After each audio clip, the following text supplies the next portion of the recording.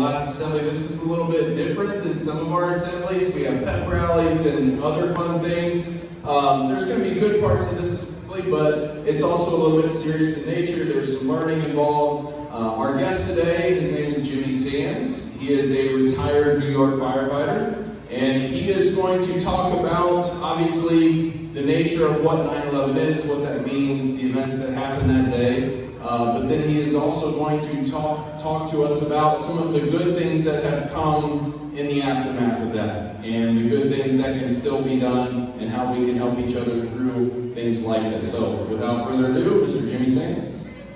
Thank you, sir. How's everybody doing? I didn't hear you. I definitely didn't hear you guys.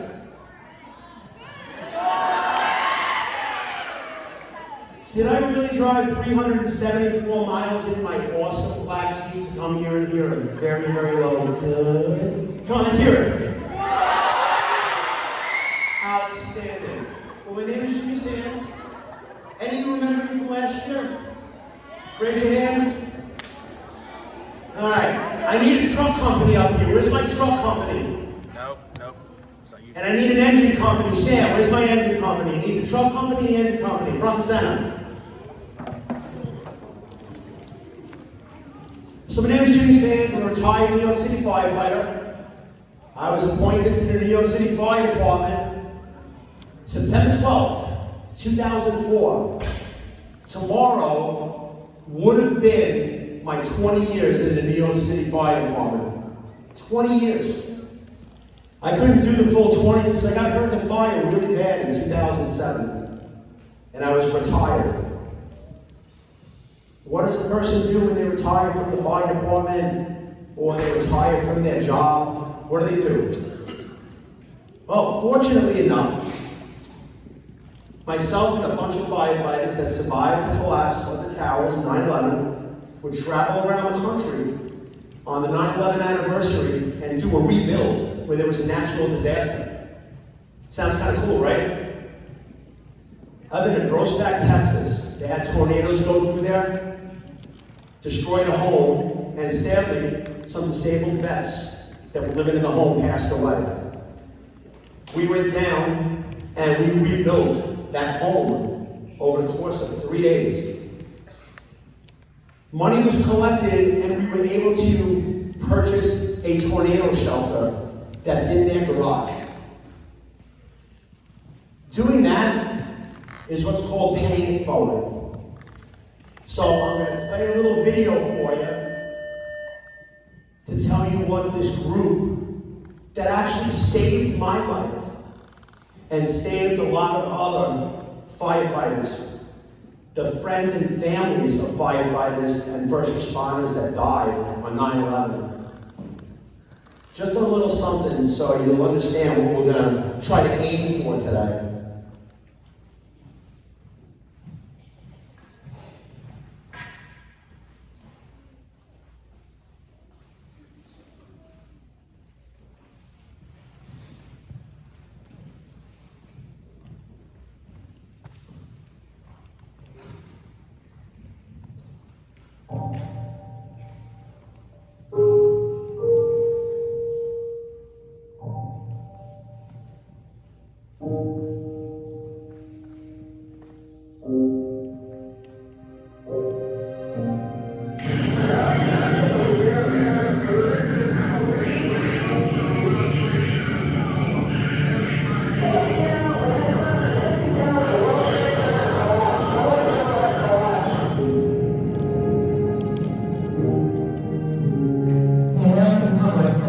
With extraordinary generosity, and most of all, unity. Such a tremendous outpouring of people wanting to help. The people in this country have no idea how much New York needed the help we received during 9/11. I wouldn't have had that chance to help someone else out.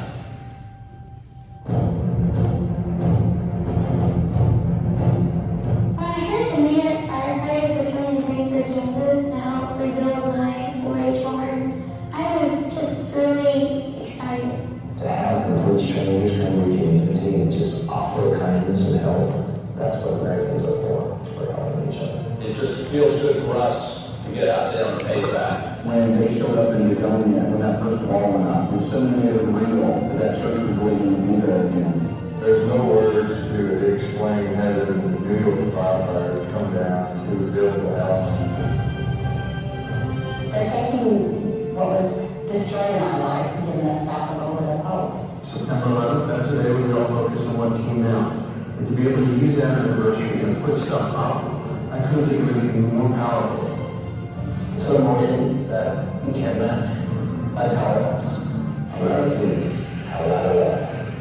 That's how we do.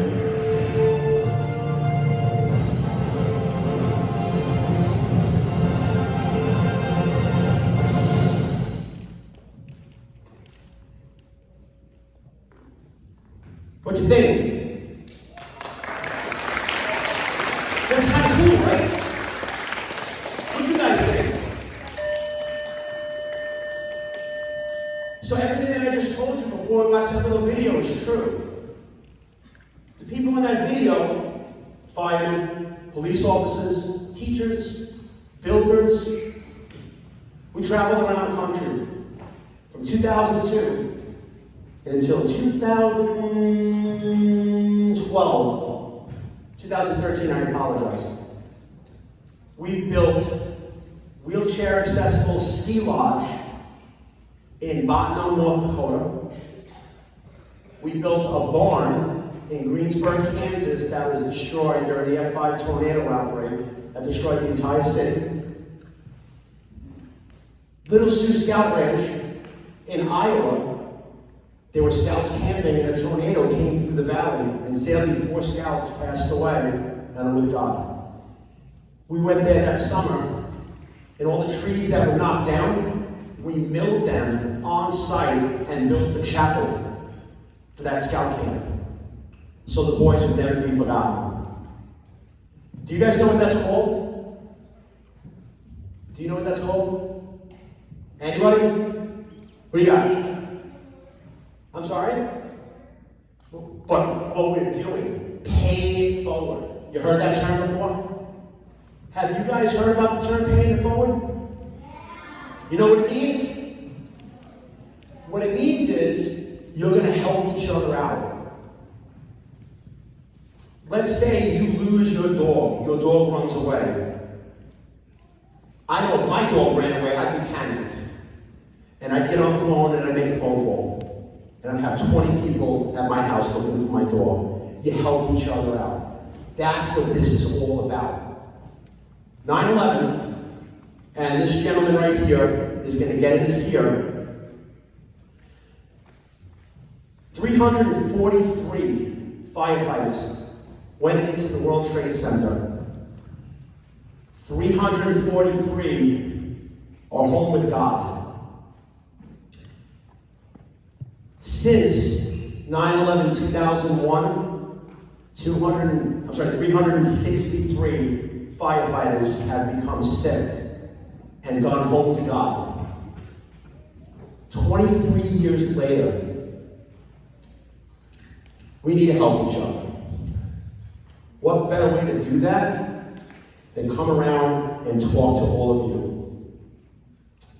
So what we're doing right now, I want you to have an idea of how tough it was for these firefighters to climb 110 stories with their gear.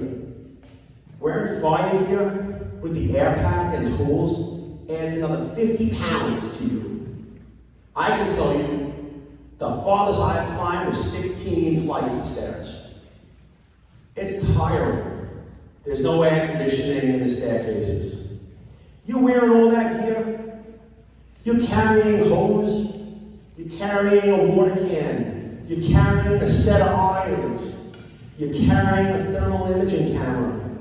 All of these tools that the firefighters had, they had to get them up to the upper floors so they could try to help people, so they could try to put the fire out. So this firefighter here is from your local fire department. And whenever I travel, I try to make sure that the local fire departments are involved, because they're the ones you guys are going to go to. They're the ones that are going to come to your house when there's a fire. Don't you have a son That's here. What's his name? Chase, come on down. Senior guy, get that man a helmet.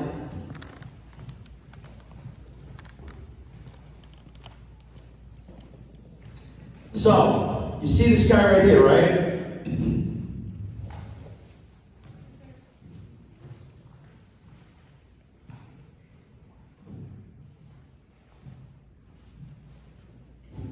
Come on here, brother.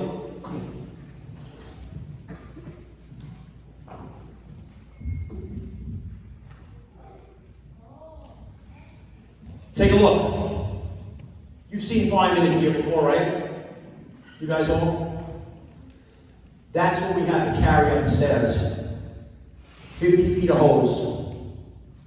Not only do we have to get up there, we have to find a connection so we can get water.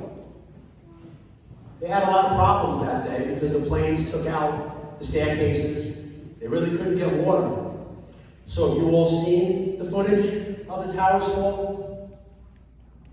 A beautiful vision that stands no more. We now have what's called the Freedom Tower that is 1,776 feet tall. You guys know what that number means besides that? 1776, our independence. You guys learned that, right? It's okay, don't be shy. No? Okay. So this picture up here is what the Trade Center looked like on 9/11. I'm 51 years old, and I can tell you, growing up in New York City, whenever we would travel on vacation, you'd see that in the distance, and you knew you were almost home. Sadly, it's not there anymore.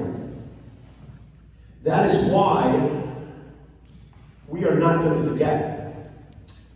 This flag right here is the National 9/11 flag.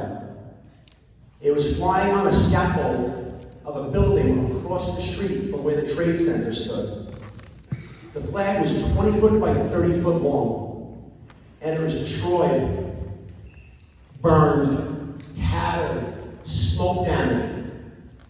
When a flag gets bad like that, what do we do? What do we do? We're going to get to that, but normally we would retire the flag, right? So you would take the flag,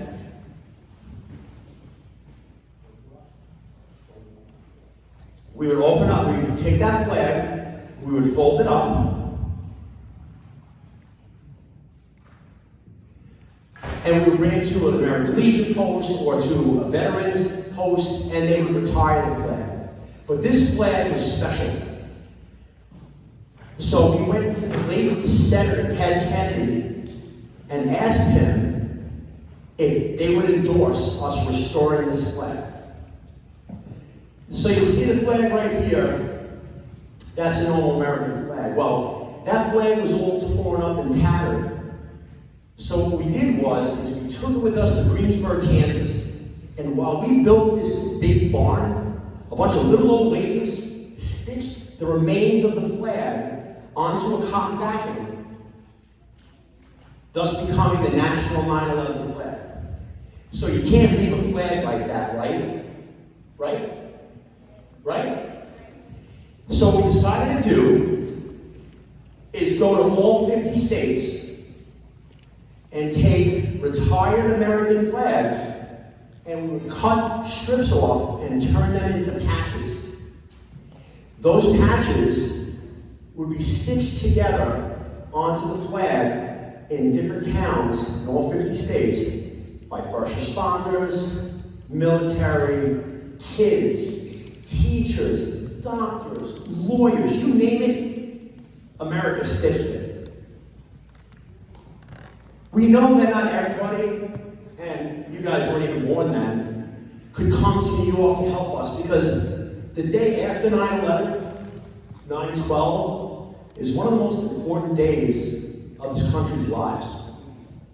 It was the day after a catastrophic event that people from around the world came to New York. Knowing that we can't get everybody in, we decided to take that flag to all 50 states. That's kind of cool, right? Pretty tremendous undertaking. That flag weighs about 60 pounds. It's one-sided. And you see all the American flags in there? That's what I'm talking about. You can't leave the flag like that. So we would take those flags off, we would sew those patches on, and the ultimate goal was to bring it down to the Trade Center Museum to be on permanent display at the 9/11 Memorial. Isn't that cool? I personally opened that flag up in the middle of nowhere, 4 corners, when we pulled people over and had them stand and hold the flag. We would sing God Bless America, fold it up and be on our way. We needed 40 people to hold that flag. Because you gotta make sure our flag, our colors, never touch the ground.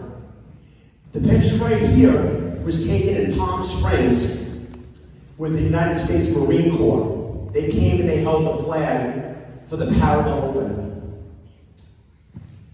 As you kids over here get older, you're going to learn about World War II, American history. The gentlemen up there are Navajo code talkers. Have you guys learned about World War II yet? The Navajo language could not be deciphered by the Japanese. Those gentlemen stitched that flag. I went on that trip. It was in Gallup, New Mexico. They had a drum circle, right? I'm outside. It's pretty cool to watch Native Americans do their dance and stuff. They invited me into the drum circle. Different members of the nations would come out and shake my hand. At one point, the gentleman narrating told me to turn around. I turned around. I turned around, and they were all behind me. So they marched me into the center of the drum circle. They made me a Navajo warrior. An Irish guy from Queens, I'm a Navajo warrior. But that has a tremendous responsibility. They gave me an eagle feather and a hand-carved jade sculpture and told me I had to take this feather and that sculpture with the flag to protect it for the rest of the flag tour. I did that, and you know what that feather is? It's in a case that's sealed up for eternity, showing people that the Navajo Nations helped restore Old Glory. That's kind of cool, right? I didn't hear you. How come you guys are so much more louder and you guys aren't? I think they got a lot more homework. I think that's what it is.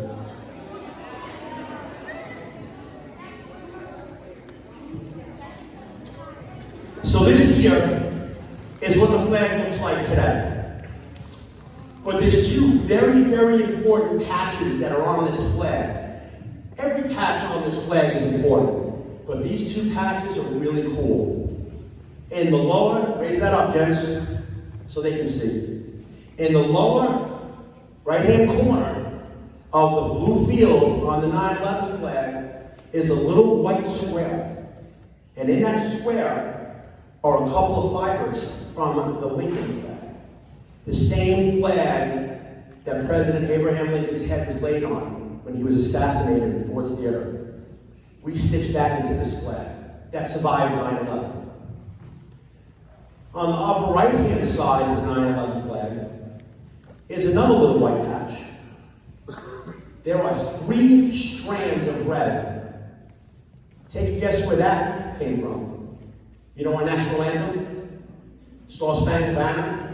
The flag from Fort McHenry? We took the flag down to the Baltimore Flag House and they opened up one of our most cherished items. And they took 3 strands out and we permanently attached that to the 9/11 flag. That's awesome. No? I think these guys are my favorite group right now.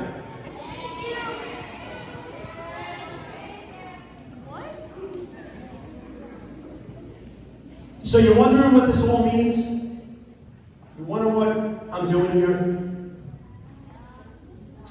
I'd like my truck company to start grab a coat, grab a nozzle, grab a flashlight, let somebody grab a hook. Engine company, come over here. Get somebody a helmet. I want you to watch your feet. I want you to hold this with your hands just like this. And then I'd like one of you guys to hold it out again. I'd like you to hold it down. Does everybody have something?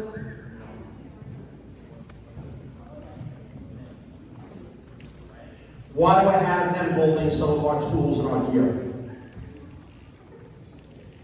Besides the fact it's pretty cool. Anybody here want to be a firefighter? Raise your hand. Come on down. Anybody here want to join the military? Come on down. Anybody want to be a police officer? Come on down.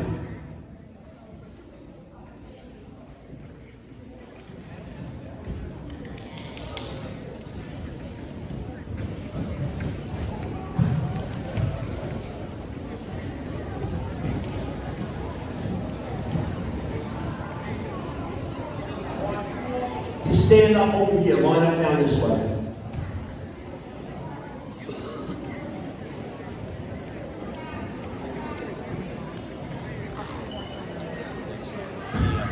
Do any of you guys know what you want to be when you grow up? Anybody here want to be a fireman? Military? Alright, let's have who wants to be a firefighter stand up. Who wants to be a police officer stand up.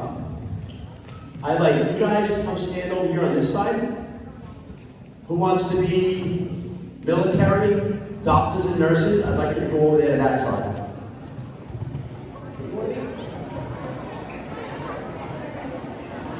You guys see this? You got it? Good. I'm giving her goosebumps. Good. Why am I giving you goosebumps? Goosebumps? What I'm holding in my hand right here is a piece of electrical conduit that was taken out of the pile of the World Trade Center. Imagine this little piece of metal survived the collapse. You know what Goosebumps is? Goosebumps is holding this, and I would like you to start down there and pass it up and down to everybody. You're in charge of that. You're going to go all the way down, and then you're going to come over and you're going to bring it by the kids here. Good to go? Look at this. Look at this right here. Do any of us really know what we want to be when we grow up? I knew I wanted to be a fireman. This is amazing. So now that I have this group right here in front of you, you guys are just as important, This star up here is called the Star of Hope. So what I want to do is give all of you homework. I promise it's easy. Junior guy, give that hose to somebody and grab me the flag that's on the table in the case. The homework that I'm going to give you is pretty simple. These stars of hope helped me in 2012 when I lost everything in Hurricane Sandy in 20 minutes. I was actually trapped in my house for about 2 hours. I swam 3 blocks to get to high ground. I lost everything. 20 minutes. The next day, when I went to my apartment, and I could see what was left, there wasn't much. The Atlantic Ocean was in there. There were fish in the light fixtures. Believe it or not, little fish in the light fixtures. When I walked around the neighborhood and I saw all the stuff that was destroyed from the hurricane, you know what was on the trees and on the light posts and in people's driveways? Were stars like that. So what I want to do is I want to make Northmor the very first school to restart up the Stars of Hope. And here's the homework. Where's that flag in the case? This is what I'm going to do for all of you.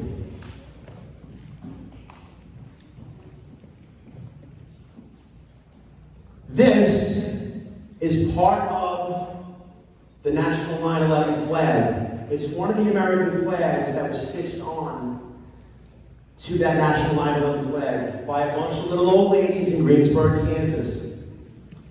Myself and my team were presented this. So what I want to do for you all, it says, Jimmy Sands, this flag was once proudly attached to the National 9/11 flag.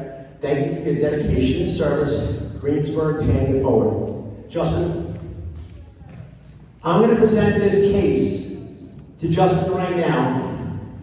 And here's what's going to happen. Hopefully he's going to put this into the trophy case. I would like each and every one of you to think of a word or a sentence or a phrase that you can paint onto that star. But here's what you're going to do. You're going to write it on a piece of paper. You're going to put it in an envelope. You're going to write your grade on the back. And when I come back next year, I'm going to get that box and I'm going to make sure that those envelopes go all over the country.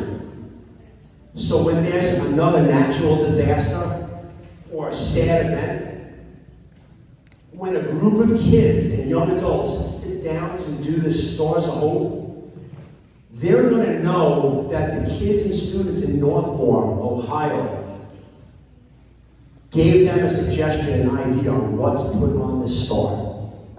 And then those stars are going to get sent, believe it or not, around the world.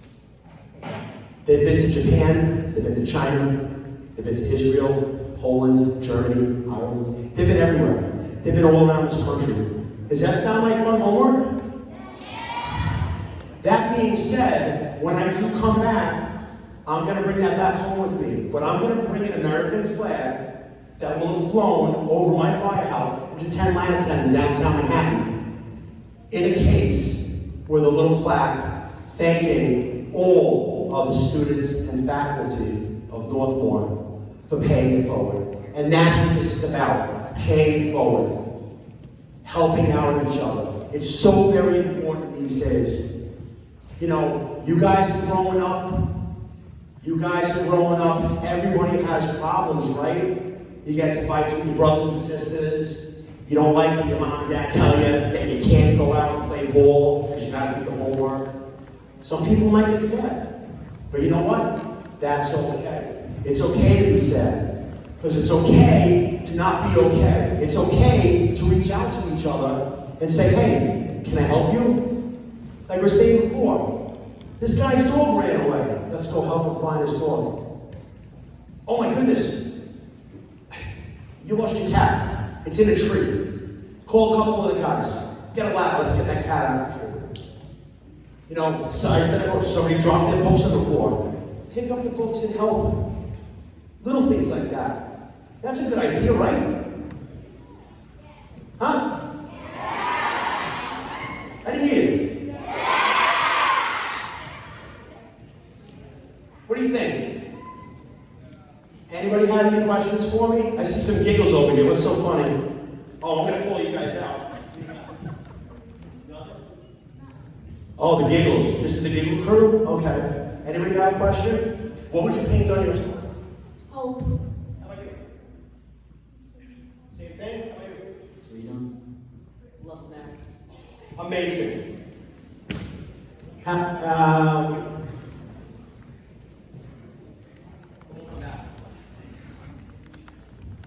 New York rules. Oh, yeah. How about you, sir? You have any questions? No questions at all? Does anybody have any questions for me? What do you got? Say coffee. Coffee. I'm walking over here. Is that what you guys are looking for? I'm walking over here. You have any questions? How about some teachers? We have to have a couple questions for the teachers that we can answer. We got you before. So, you were there, experienced 9/11 firsthand. afterwards. These students didn't experience that, but they've been through the pandemic of 2020. Compare the two experiences that you lived through both so that they can understand the seriousness of 9/11 and aftermath. That is a fantastic question. I'm going to answer it to the best of my ability. Everybody here was locked down, right? You know, fire department, the police department, EMS, they all still worked throughout the entire pandemic. I can tell you there are definitely first responders that are struggling because they got sick. They've seen people really aggravated and agitated because they were locked down in their house. They couldn't do much. But 9/11, I grew up in New York City. I went into Manhattan downtown. My father and mother worked at 1 Chase Manhattan Plaza, which is about 2 blocks away from South Tower. It was very difficult going back down there and seeing what kind of became of my skyline. And then working down there. Walking down to work from the subway every day and seeing what was left of the Trade Center.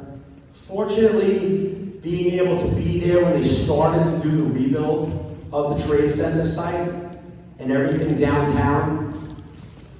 People from around the country and around the world coming to New York and asking what it was like that day. How many did you lose that day?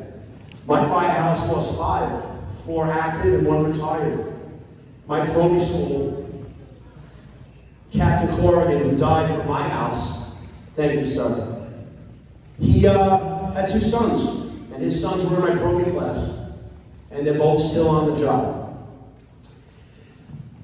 Myself and a bunch of other firefighters made sure that when you guys came to the firehouse, you got to see things, you got to hear stories, you got to say a prayer. On the side of that firehouse is a sculpture. It's actually pretty cool. I was fortunate enough to dedicate it with the rest of the guys in the house, and we signed our names on the back of it. That will be there forever, because my firehouse did not fall on 9/11. I had a question. How many times has there been siren calls for fires? Throughout the whole 26, 27 years of it, wow. I've been to a lot of fires. In the volunteer fire department, I was in 3 different departments. In the FDNY, we didn't really go to a lot of fires in Manhattan. I did go to 1 fire, and that's why I'm here with you all right now. 1 fire that I went to in 2007, I got trapped on the 15th story of that building, and I ran out of air. What this firefighters ran right there, that SCBA, I ran out of air and was trapped. You know how I said before, it's okay to not be okay? It's okay for you guys to laugh at me. That's fine. I was in such a bad situation that I actually messed my pants. I pulled my face piece off and I took a really bad feed of smoke in a building that was condemned that had 9/11 materials in it. The captain from SWAT 18 grabbed me and threw me outside the building. 2 brother firefighters passed away with God from that day, and 5 other firefighters have passed away since. The reason I'm here is I miss my job. Tomorrow would have been 20 years as a New York City fireman. My God, I can't believe I actually made it. We graduated 263 firefighters. I'm here today to keep my service going by sharing my experiences, my memories with all of you, so you all don't forget. So you know what happened on 9/11, but more importantly, what happened on 9/12, when people from around the world came to New York to help each other. And that's why you guys have that homework project. That's why you guys get to write a little note, and then you'll paint a star. Do you know what you might paint on the star? What would you paint? A princess. That's amazing. What would you paint? saw. That's great. How about you? I don't come up with things well saying it takes me some time to think about it. That's fine. You've got a whole year to do this homework. Sir, what would you pay me? What I would paint isn't really a thing. It's just a word. Or two. That's it. He just got it. A word or two. So let's say we talk to Mr. Justin. I call Mr. Justin and I find out that there was a fire somewhere in the country and the whole family lost all their clothes and lost all their toys. You know they're going to feel really bad, right? How can we help them? We send them a star. We can write on that star, have faith. We will rebuild. Onions will grow again. Go Cincinnati Reds. Whatever you want, and we'll send those stars to those kids. And they'll see that star, and then they will know that they're not alone. That's why it's important that we help each other, we take care of each other. You had a question? What was the hardest part about 9/11? Since I wasn't a firefighter on 9/11, it was watching TV, but knowing that I lost 5 friends on 9/11. And there's an iPad over here with friends of mine that died. That's Richie Muldowney Jr., 7 Truck. That's David Weiss from Rescue 1. We lost Michael Marty. Went to grammar school with them. That's the hardest part about 9/11 is knowing people that died, but also knowing people that have died since. And to this day, we still have more firefighters that are getting sick. Yes? You were trapped in the 9/11. What was your motivation to keep going on and not give up? See, I love that he asked that question. I wasn't trapped on 9/11. I was trapped in a fire in 2007. You know what my motivation was? And I'm going to share this all with you too. At one point, I felt a hand on my shoulder. And I know it wasn't a person. I think it was my father. I think my father was there that day. And I think my father, who passed away in 1995, told me, calm down. And I was able to take a deep breath and transmit a mayday. And the command post heard it. So they knew I was missing, along with 28 other firefighters that day that were trapped in that building. Something that I live with every day. I have nightmares about it. But I come out and I talk to the schools and I talk to the young adults and the next generation, and I share that to say, I'm sad about a lot, but I know I can work through it by doing stuff like this and sharing my feelings, my heart, what's in my mind, what I've experienced with all of you. And I'm hoping that after today, all of you kind of feel the same way. As you get older, you're going to start going through different situations. When you get older, you're going to start paying bills. You might not have money to pay the gas and the electric bill. It's okay. You'll figure it out. And if you have a problem, you talk to somebody. You reach out to a friend. So when you were trapped, did you hear any voices when you felt that hand on your shoulder? That's a great question. I did not hear any voices when I felt that hand. It was kind of a calming, like that. Very calming, just like that. And I was able to calm down. But the air tank he's wearing, I had no air in that bottle. I couldn't breathe. I couldn't see. And it was hot. Now, I had a ceiling fall on me. It was just a grid ceiling, and it had some electrical wires, and I had to cut myself out of that. And when I got myself out of there, I didn't have a point of reference. I didn't have a wall to hold on to so I could get back out. A lot of firefighters have been in that situation. Think about what these firefighters at 9/11 dealt with. They're climbing up these stairs, people coming down, they're hurt, they're scared. Some of them are burned and bleeding. They're climbing up. 343 of them didn't come back down. That's why it's so important, the number 343, that banner.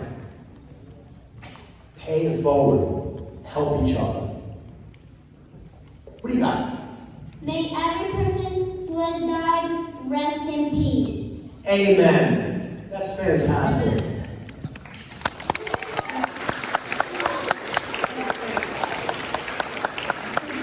No, on the table. On the table. I didn't lose any family members, but I lost friends, people that I knew. And that's another reason why I come out and talk to all of you, is to share their memory. That's why their pictures are on that iPad over there. Did you save anyone on the 9/11, and if you did, how many? So I did not work on 9/11. I got hired after. Have I saved some people's lives? Yes. Every firefighter that I know has saved a life. We don't talk about that. We don't count how many lives we save. Because we do this job and we volunteer because we want to help people.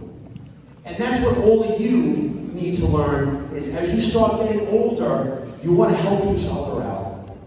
I'm not saying go run into a burning house, but I will say if there's a fire, you should know what to do. You go outside the house and you call 911. Close the door to your bedroom when you go to sleep at night. Have a meeting place outside where your family knows, meet at the tree. And if everybody's home and you're missing somebody, it's gonna hurt. Don't go back into the house. Wait till these guys show up and tell them, go in the front door, make a right and a left. Good to go? So we have some questions over here. What do you got? How many people died in how many people survived at 9/11? I can't tell you the exact number of how many people survived 9/11. Tens of thousands, but what I can tell you, if I can find my phone. Allie, you have it? You have his phone. Oh, I don't have your phone. You have mine?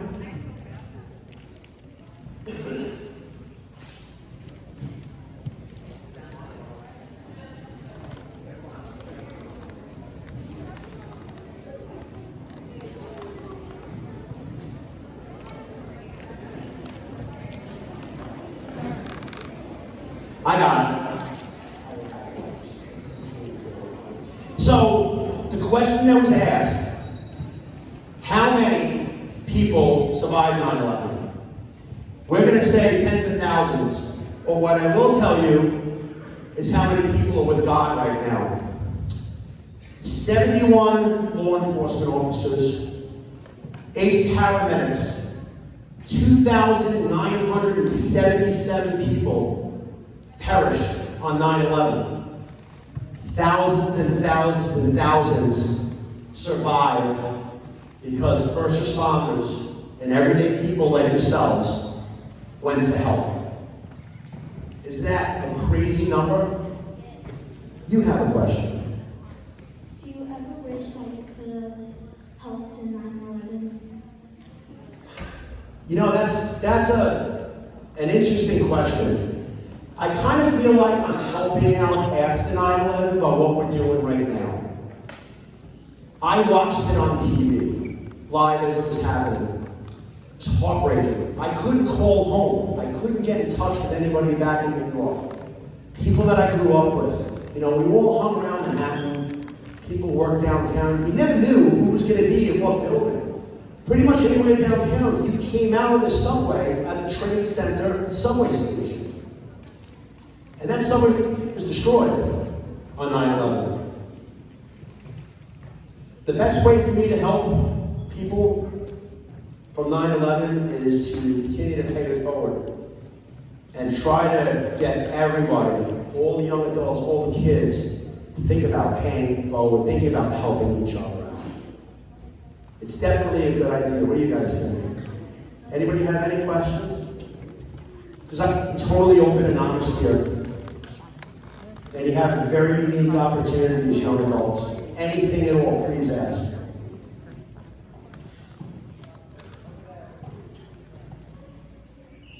What was your most frightening moment that you had as a firefighter?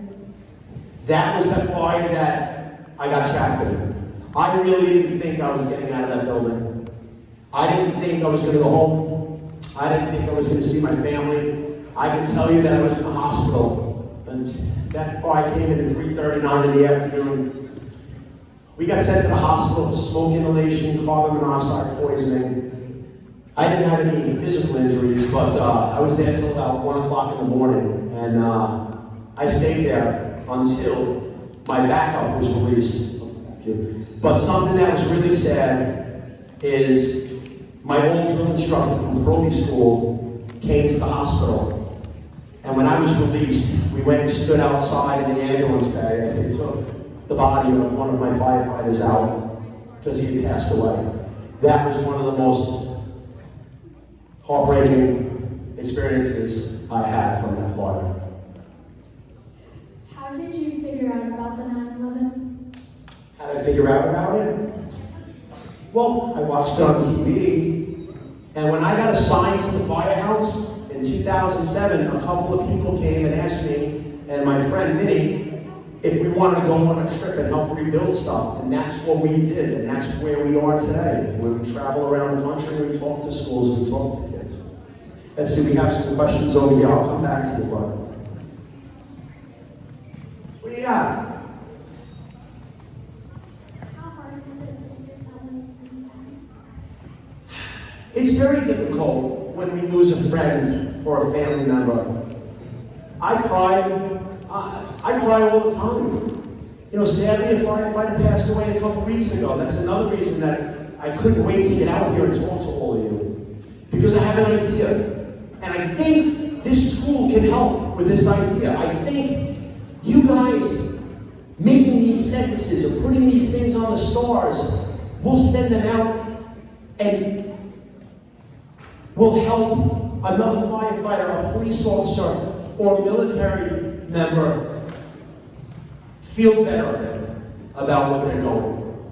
I want to thank each and every one of you for coming here today and letting me come here and talk to you. Do we have the trade center piece? Where's the pipe? We back on the table? On your way out, as you guys leave, I'd like you to walk by the tables and take a look at the stuff that's on there. I want to thank you all for letting me come here and talk to you. And what are you going to do tomorrow? Pay it forward. Can you guys scream that? Pay it forward? Pay it forward! How about on bleachers? Everybody have a good one. God bless.